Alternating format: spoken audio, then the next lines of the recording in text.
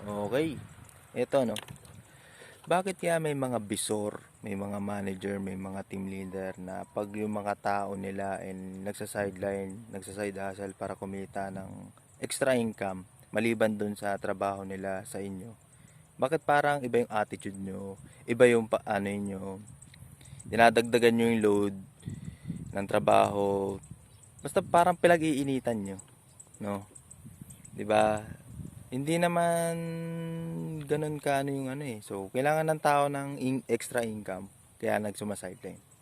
So, bakit yung pipigilan, di ba? So, kagaya nung, by the way guys, merong nangyari kasi sa akin na yung dati kong boss, dati kong bisor, eh, pinapaamin ako kasi nag-file lang ako ng resignation. Umamin ka na lang na sumasideline ka, gano'n. Sabi ko, grabe naman to. Pati pa naman pag sa sideline.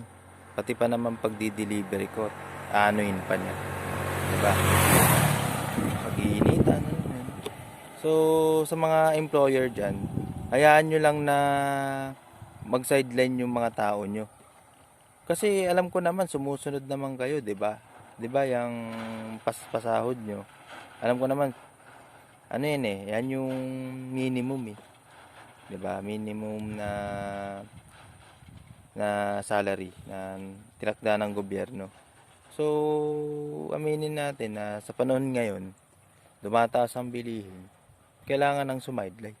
Hindi lang yung 8 hours sa trabaho, kundi sumideline ka ng ano, sumideline ng ibang business, 'di ba? Sa business, yung iba nagiging motorcycle taxi o motor delivery rider. At least hawak na yung oras nila. At na ano naman, at hindi, as long naman na hindi naman naapektuhan yung trabaho, payagan nyo. So, yun. Sana may naintindihan kayo at natutunan sa video na to. So, see you to the next vlog.